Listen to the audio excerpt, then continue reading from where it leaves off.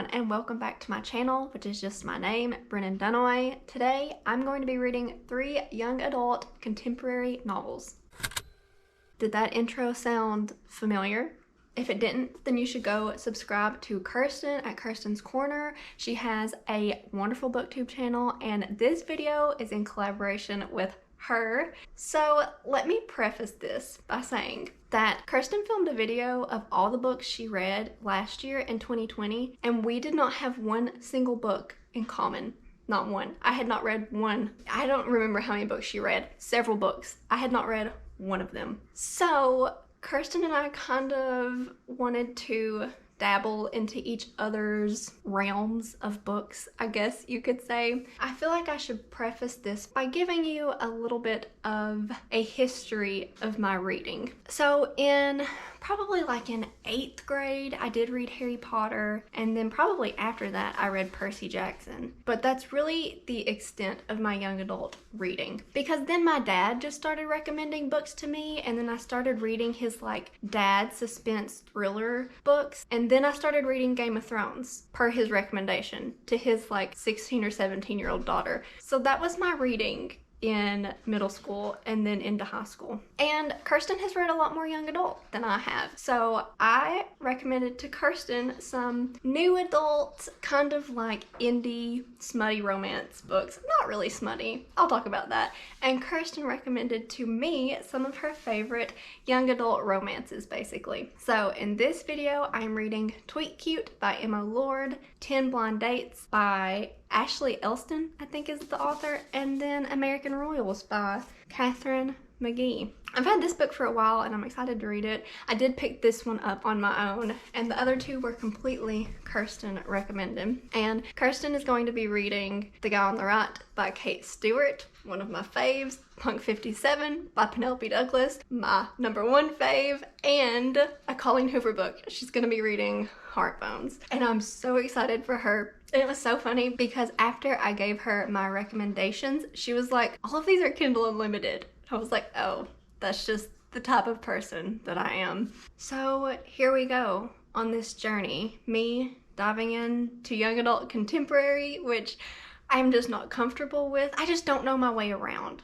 I feel like I know my way around adult romance, new adult romance. I know my way around fantasy, but young adult contemporaries, they're just not me. I shouldn't say that. I shouldn't define myself like that, but right now I just don't see them as me. Even though my favorite book last year was technically a young adult contemporary. It was, I have it behind me, Be Not Far From Me by Mindy McGinnis. I loved this, so why not? This is a great opportunity to pick up some young adult novels. And the first one I'm going to be talking about is Tweet Cute by Emma Lord. I'm not gonna lie, I'm 85%, probably closer to 90% into this book already, and I am absolutely loving it.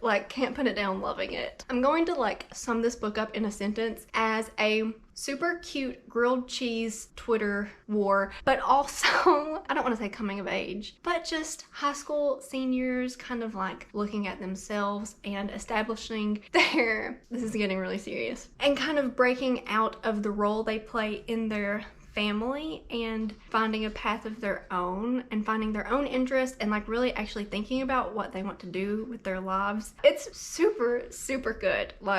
Might be one of my favorite books that I've read so far this year. So right now, this experiment is top-notch, very high quality. Also, this made me get a library card because I wanted to pick these books up really fast. So I got a library card. So thanks, Kirsten. You are quite the inspiration for me. But stick around and let's see how these other books go. And also, when you're done watching this video, definitely go watch Kirsten's video. I think we're gonna be able to upload these on the same day at the same time. So just be ready for all of the bookish content from us. You guys, I loved Tweet Cute. Oh my gosh, I loved this book so much. Why did I love this so much? Let me tell you why. One, I loved all the dessert mentioned in it. So Pepper, our female main character, she like has a baking blog with her sister, and they're just always making these super unique and cute desserts, and the descriptions of them are just so nice. Also, Pepper and Jack, can we just... Jack's family owns a deli, so they have food stuff going on all the time. And then Pepper's family owns like this burger place that has become like a big, like international sensation. But Pepper and Jack are just trying to be high school seniors. Pepper's on the swim team and Jack's on the dive team, and we're just at their practices and we're just in their everyday life and just their homework stress and their college application stress. And like, don't get me wrong, I'm 26 and don't relate to any of this, but it was just perfection. It was so good. I mean, I related to it once upon a time. I guess it was just like kind of nostalgic. It was just so good. Okay, another thing that I love in my books, especially my romances, are dual perspective from the first person viewpoint. I love that. Like, if you give me that in a romance book, there is a 9 out of 10 chance that I'm going to eat it up. I love switching perspectives and seeing the internal dialogue and what our characters are dealing with and their thoughts on their relationship. It's hard for that to go wrong for me. And the last thing I wanted to talk about with this book is the text message conversations. I eat that up in romances. I love a, not really angsty, not an angsty text message conversation, but you know, there's just some like heart pounding that goes into text messages and the waiting. And part of this book is there's like this app that their school is using to text anonymously on, and they don't know that they are also communicating on that app. In short, this book was a lot of different things that I love wrapped up into this cute YA contemporary romance. This is gonna be one of my favorite books that I read this year. I can't control the pitch of my voice when I get excited about things. A fact about me. But this is going so good so far. I think it's going so good so far for Kirsten too. We've been talking lots about her books that she's reading. And now, let me jump into the next book I'm reading, which is 10 Blind Dates by Ashley Elston. This is pretty good so far. So we have our main character. She's a senior in high school. Her name is Sophie, and her parents go to visit like her sister for Christmas, but Sophie wants to stay in her town and hang out with her boyfriend, who she's been dating for like the last year. But things like go wrong pretty fast with her boyfriend, and she runs off to her grandparents' house, and she has a very large family, and they all hover around her grandparents' house, and they see her and she's like kind of heartbroken. And so, as the title entails, they set her up on 10 blind dates. But I'm thinking that her love interest is going to be like one of her cousin's friends who she has like grown up with. I haven't really felt their chemistry yet, so like I'm pretty sure that's who it's going to be, but I don't feel it yet. But she's gone on 2 dates so far. I'm like 22% into this book. It's so readable. These YA books have just been so readable, so consumable, and I'm having a good time. She's doing Christmassy things, which is cool. I think that's all I have to say right now. It's good so far, but how it compares to Tweet Cute, it is not on Tweet Cute levels yet, but it has some time. Hello, I have an update. I don't know how many updates I'm going to end up doing, but I've finished 10 blind dates. Really, I feel like with these YA books, they're just so easy to consume, and really like I've been reading them really fast. Like, also I apologize if my hair is crazy in some of these clips.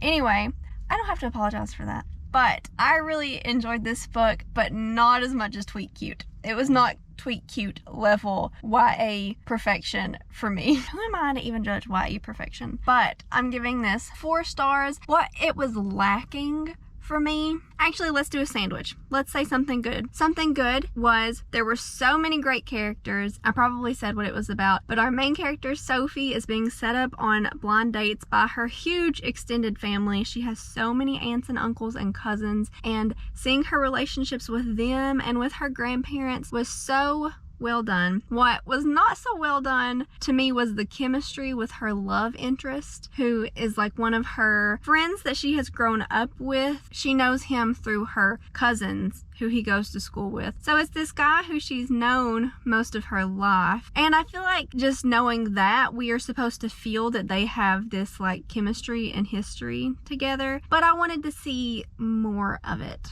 And then another thing I really super loved was her relationship with her sister. Her sisterly relationship was so well done. They were constantly texting each other, and if you know me, you know I love my text message conversations in my books. And her sister is like pregnant, and it's like an at-risk pregnancy, and she's having this baby, and she has preeclampsia, and I was biting my nails with this medical drama. I think I like medical dramas. That's like my background is healthcare. So if you have like medical drama books or like dramas with a healthcare aspect, not even healthcare, illness, super specific book recommendations, leave them below.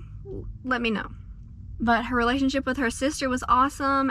And her Nana, her grandmother, owns a plant nursery, which is like a dream. So I really liked that. And her Nana's cooking. Their family, it has like Italian roots. So they're constantly making all these delicious foods, and I really enjoyed those descriptions. So yeah, just lots of things that I liked, except for the romance. It was like cute, but I wasn't like, not that I wasn't rooting for them. It just didn't have me on the edge of my seat. But her dates were so funny. Some of them were like comedy gold. But there was one of them, and Kirsten messaged me, and she was like, there's one date, and just let me know. You'll know when you get there. And I got there, and man, it was so good, so funny. So yes, I enjoyed that. And I have started American Royals. I am about 35% into, I'm listening to the audiobook for it, and it is pretty good. When you look at this book and you see the reviews, a lot of them are talking about unlikable characters. And I 100% see that. And I enjoy some unlikable characters, but I want my unlikable characters to have motivation. And not that these characters aren't motivated, but I want them to want to help themselves more. Like, I feel like they're just kind of like rolling over and accepting what they have in life. And some of them are acting out, and some of them are, have I even explained what this book is about? This is like a what if after the American Revolution we decided to go with a monarchy instead of a presidency, and we're following the descendants of George Washington. So I super like the historical aspect, because they'll like mention historical events, but there's been like different spins on them, and I really enjoy that. I enjoy American history a lot, especially Revolutionary era. We're following some of the children of the king and one of their friends and like one of their ex-girlfriends, and this is like dramatic royalty stuff, and I really like the premise and like the setting and their outfit descriptions. I really like that. But our characters are unlikable and bratty. Most of them are bratty. Like, I can appreciate that, but I don't really like their storylines all that much right now. I'm having a good time. Like, I'm curious about it. And like I said, I really like the setting and the royalty aspect of that. I've had Royals by Lord in my head the whole time I've been listening to this, but I don't know how I feel about the story and the character. We'll leave it at that, and honestly, I'll probably just update you whenever I finish this. Hello, I'm here with a final update and to wrap up this vlog.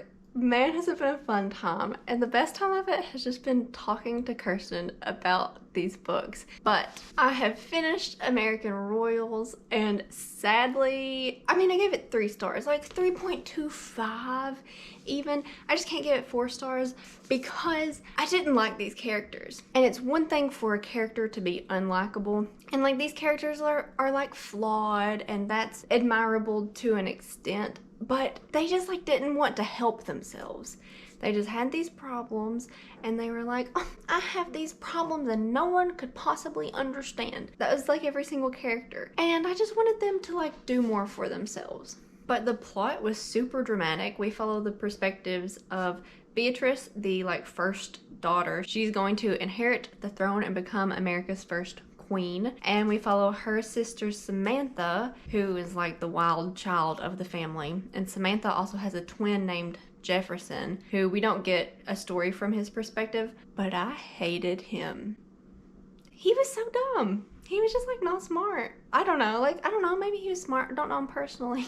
He was not my favorite. So we also followed Jefferson's ex-girlfriend, Daphne, who is like, she pretends to be this like charitable, the perfect princess to be for America's prince. And really she's just like status hungry. But sadly, she was like my favorite character because she was the only one doing something for themselves. Is she a terrible person right now? Yes, but at least she's getting after it. I don't know. But Jefferson is just like so fooled by her. And then we also follow Nina, who is Samantha's best friend, and she and Jefferson kind of have this thing going on, but Nina is like a commoner, and she just feels like a misfit kind of hanging out with this family, but she and Samantha have been friends for like a really long time. She's just kind of trying to be a normal girl, but also like low-key hang out with her royal friends. Anyway, I didn't love these characters, but the story was like pretty entertaining, and I want to know like what happens next. Like this ends on a cliffhanger. It's a series. I don't know how many are in the series or how many are out. I think at least the second book is out. But it was okay. I'm sorry, Kirsten, don't hate me. We've already had this discussion. Oh, there's another character in here named Korner, who is Beatrice's like bodyguard. And he has like tattoos, and he like smoked a cigarette in one scene, and I was like, all right, there's my character. Anyway, this cover is beautiful. I like live for this cover. I actually have like kind of similar earrings a little bit on. I don't know if you can see those.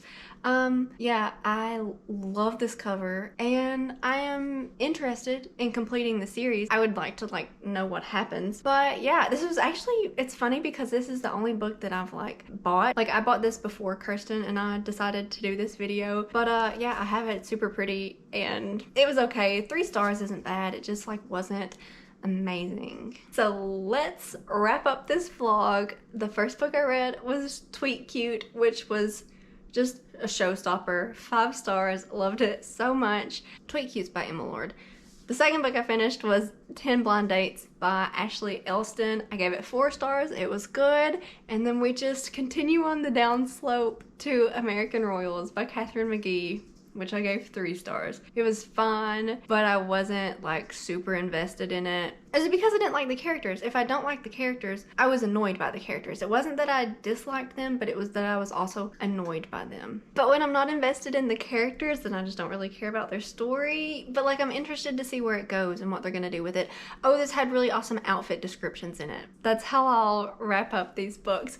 But please, if you have not already, go watch Kirsten's video. I am so excited for you to hear what she thought about these books. It was so much fun. I'm laughing. The whole time I have filmed this video and edited it, I've just been laughing because it was so much fun. So thanks, Kirsten, for doing this with me. But go check out what she thought of some new adult Kindle Unlimited romances. Just the epitome of literature for me. And give this video a thumbs up if you enjoyed it. Subscribe if you want more book things from me. And I will see you in my next one.